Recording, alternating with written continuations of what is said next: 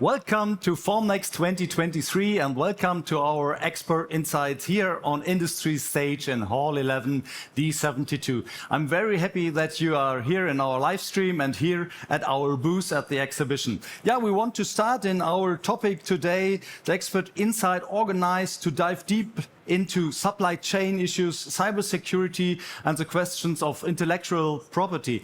So a lot of people are concerned about intellectual property, and everybody was discussing supply chain issues since Corona, and now we are happy to have the experts here on stage to dive deeper into these topics. And I'm very happy to have the experts Aaron Frankel and Mike Fast.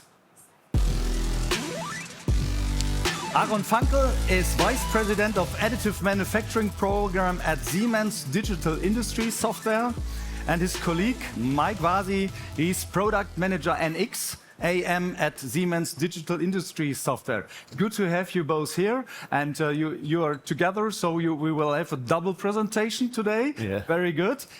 Together they will show their understanding of a pragmatic additive manufacturing and will show how the digital thread is crossing the chasm for AM applications to scale. It's all about scale, but it's all about intellectual property. It's all about security when you're talking about software. And you are the software experts here, and we are happy to have you here and to show your insights. The stage is yours. Fantastic. Thank you very much for having us. Thank you for attending today.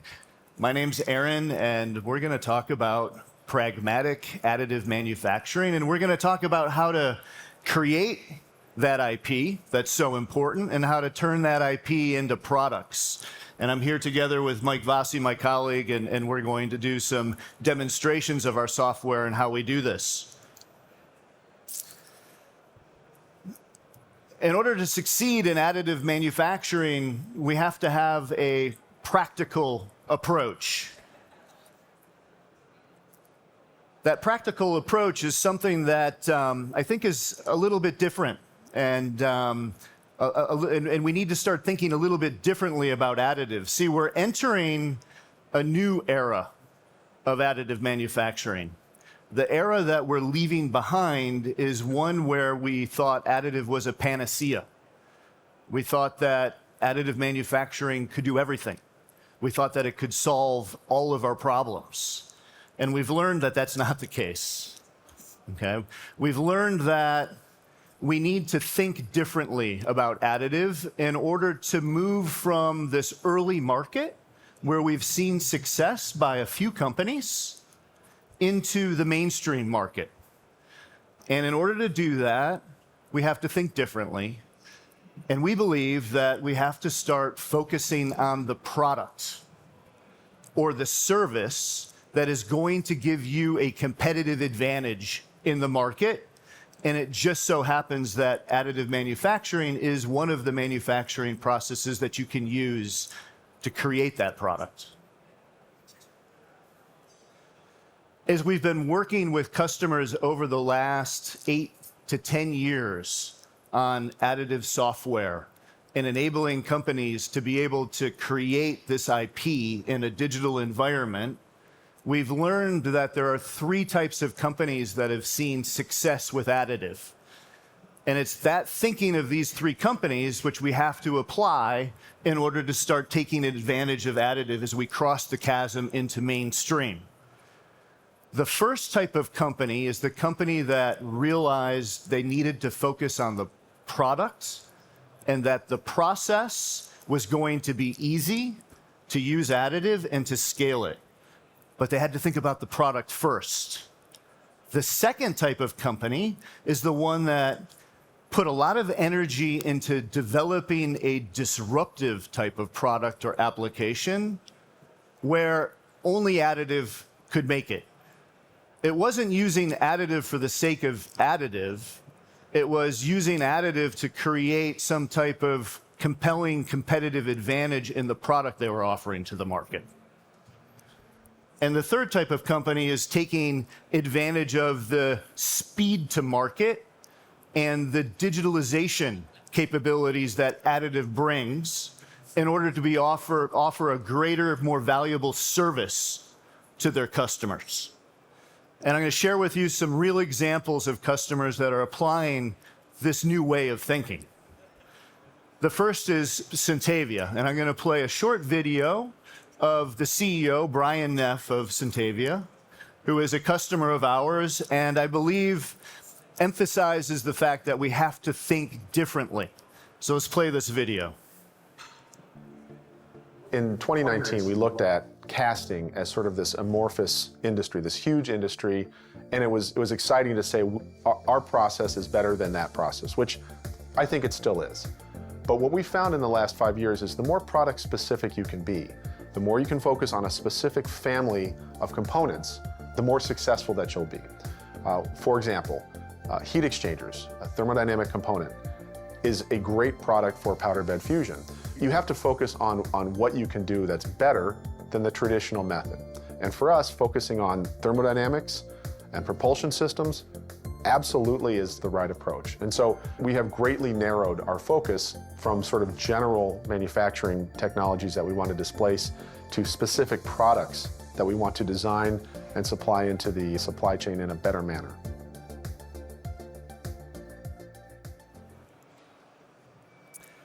Brian has a really powerful message here.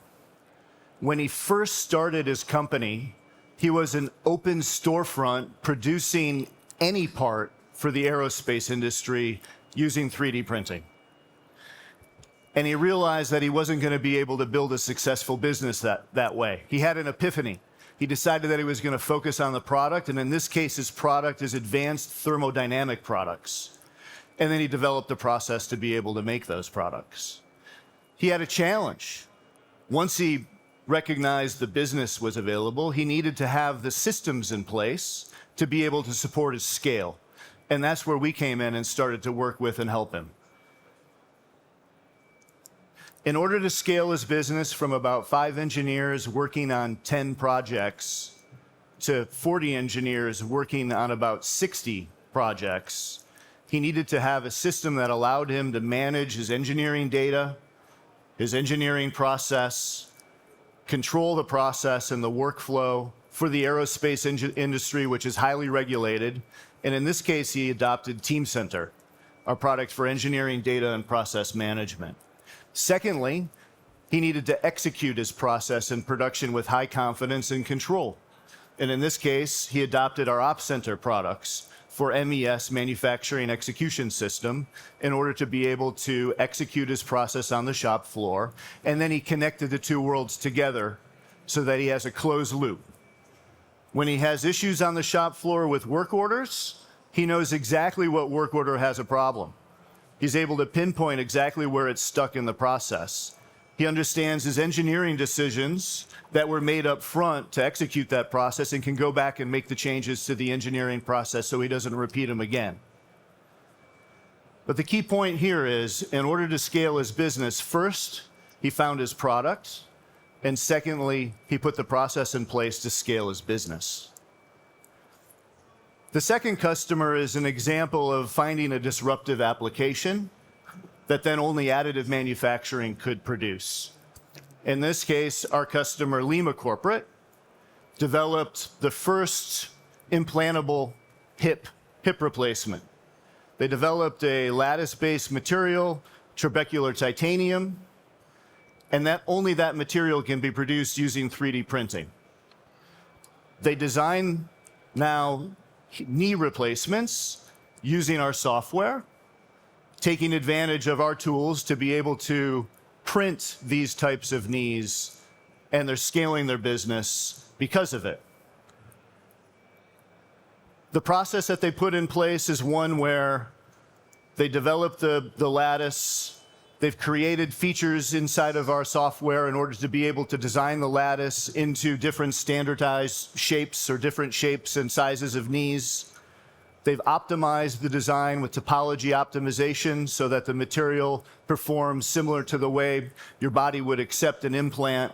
And then they're managing the entire engineering process in order to be able to support the regulatory requirements of the medical industry. And they're seeing a lot of success from that, reducing design time, being able to design more standardized components and then produce them at scale, getting them into the market to help them grow their business. And the third type of company is the type of company that is taking advantage of the speed to market and the digitalization advantages that additive manufacturing brings. And an example of this is Unlimited Tomorrow, a United States-based startup company that has developed personalized prosthetic robotic limbs for children.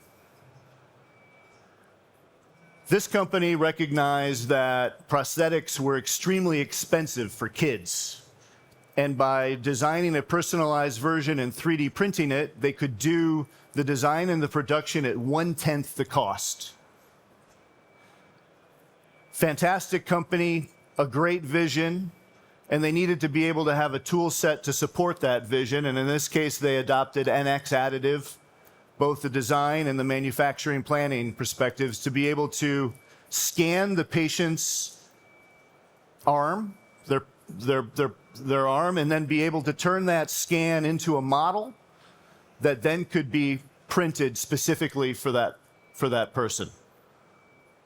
Very exciting opportunity, and he's been growing his business because of this particular service he's able to provide only with additive. And the last example is a company that's also taking advantage of the strengths of additive from a on-demand manufacturing and a distributed manufacturing perspective. Schubert is producing machines for pharmaceutical, food and beverage industries, and when they send the machine to their customer, they're also sending a small 3D printer that they developed with it that they call the part box. And the part box is basically used to print specific components that need to go into the machine to configure it for the type of product that that machine is making at the time. Use the machine to produce a certain type of product, for example, let's say chocolate Santa Clauses. And then when we get into the spring season in time for Easter and we want to switch the machine over to chocolate Easter bunnies, we start thinking about all of the different components that are used to grip and move the chocolate through the process. All of those components are 3D printed on site next to the machine by collaborating with the engineers at Schubert on the design of what it is they need to put in the part, and then they're able to get these parts within a day. A complete change to the business model based on the capabilities and strengths of additive manufacturing. Now I'd like to hand over the presentation to my colleague Mike Vossi, who's going to show you some of the capabilities inside of our software. So Mike, it's all yours. Yes, thank you, Aaron. I'm Mike. I work together with Aaron in the additive software side of Siemens. And as Aaron already mentioned, newer companies adopting additive manufacturing have a different mindset than the early adopters of this technology. And I would like to talk with you a couple of minutes. What does it mean from the software space? Today's companies are looking for solutions that are better fit for their specific problems. A company, for example, from the polymer industry has different needs than a company printing metal parts. Likewise, an aerospace company as Syntavia has different needs than a medical company as Lima. So different companies have different needs from different industries. The result is that software solutions for pragmatic additive manufacturing needs to cover different areas and needs to be both comprehensive and modular. Comprehensive, that means the software needs to cover different needs for different customers from different industries. And modular, because any given customer might have specific needs that are not covered by the standard solution out of the box. And since I'm part of the build preparation team, I want to share you a couple of examples where standardized solutions were not entirely fit for what customer need. So we had to develop specialized solution for these cases. In the first case, a company from the aerospace who wanted to have an optimized part connection to the build plate. Their solution was to design a part anchor that is inspired from, for example, the shape of the tree trunk at the base. So the tree trunk at the base does not have a full fillet, but it has an optimized connection that has an offset based on specific formula. That anchor provides, in the case of additive, better heat dissipation while reducing residual stress. This is a short presentation of the functionality that was not available out of the box, but for this customer who provide a specialized solution, we can provide the same solution within modeling context and also within the build preparation context. So we adapt the part design so that the connection with the build plate it is optimized for less stress and high heat dissipation. The customer can select a part geometry, can provide a base radius, and then we are automatically offset the geometry so that the connection it is optimized to the build plate. Creating this type of optimized geometry, it is not part of the standard package, and the customer was looking for a pragmatic solution, and we provided this with a custom design based on the standard application. At the top, we can provide a lattice structure to connect the part with the optimized support structure, and at the base, we can take into account a wire ADM post-processing operation. All these design structures are automatically associative, so that means if we are moving the part design, then the structure will automatically adapt to reflect the changes. In the second example, the customer wanted a different type of support structure that is created at the base of each part, and the support structure needs to be conformal with the part geometry. And this is an impeller that the customer provided, and we are able to provide an optimized support structure with a solid volume at the base, and as we go higher on the part geometry, we can take into account multiple isocline curves, and the support structure will automatically adapt to reflect the weight that will get supported. So we'll have a stronger support at the base with a stronger connection, a solid support, and then as we go higher and higher, we'll get a lightweight support, parametric, based on the type of the geometry that gets supported and the thickness of the support. Once again, this functionality was ranked as need to have from the customer side, and we were able to provide this through a specialized solution on top of our out-of-the-box solution.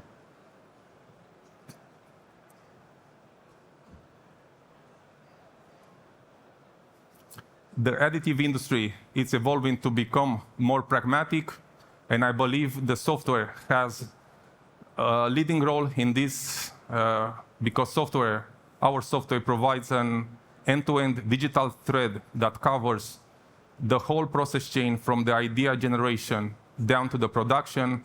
We have comprehensive standard features that scaling up production, for example, from 10 parts to 10,000 parts, and we have software modularity that can take into account and can accommodate specialized challenge at the customer side.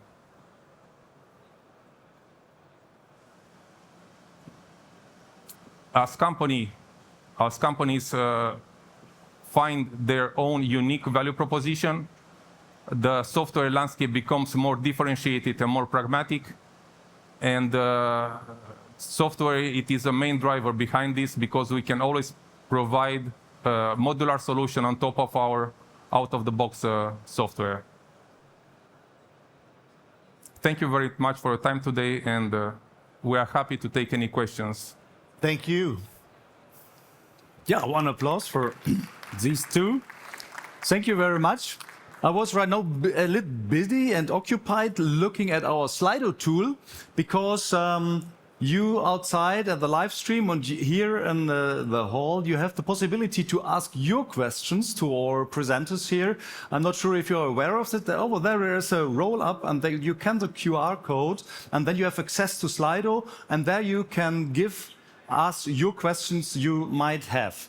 Right now, there is no question for you too. I was just checking it, but I was following your presentation, and I have the one or the other question for you. The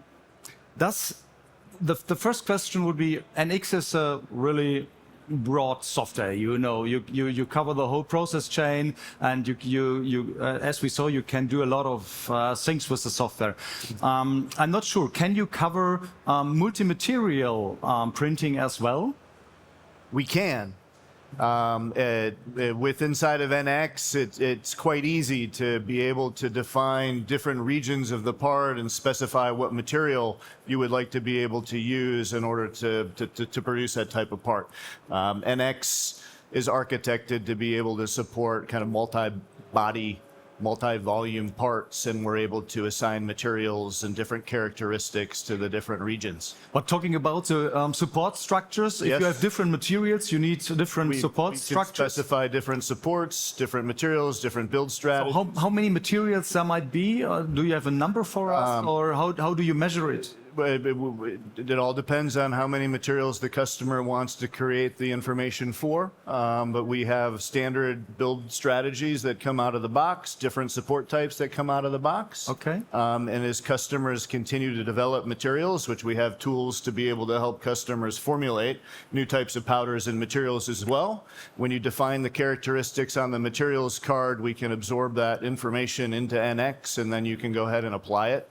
We can manage the material card and distribute it across the engineering community as well. If you have the intellectual property that's just your material and you brought it with you, but you have the specifics, you can upload them and then keep it controlled within your corporate environment and protect your IP that way, but then enable your company to be able to use it. Yeah. Yesterday we had the topic of the emerging markets, very special printing jobs. What about some exotics like printing electronics or printing biomaterials or something like that? Are you covering that as well, or is this too specific? We've done some research work in printing electronics, and we've seen that our products can support those types of workflows. We have a couple of customers that we're working with and doing some research in that area.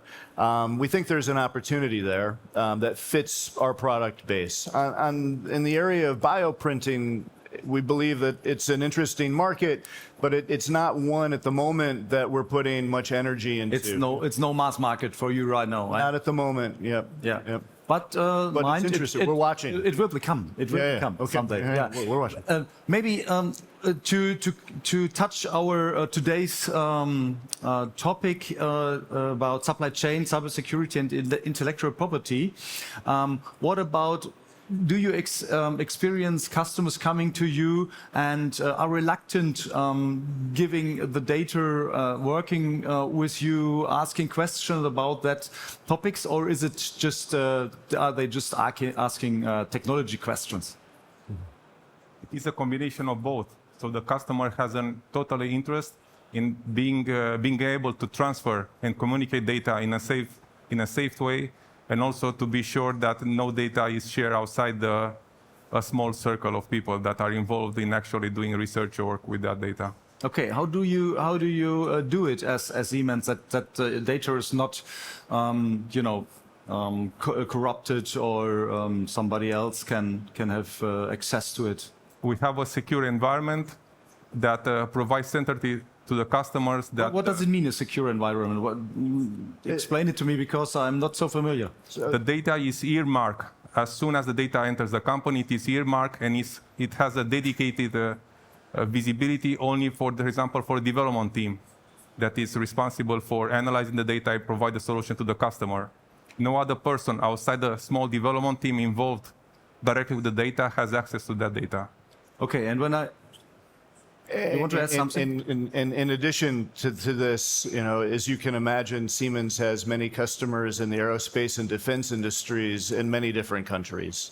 And our customers have been working with us for decades on helping us to improve our software.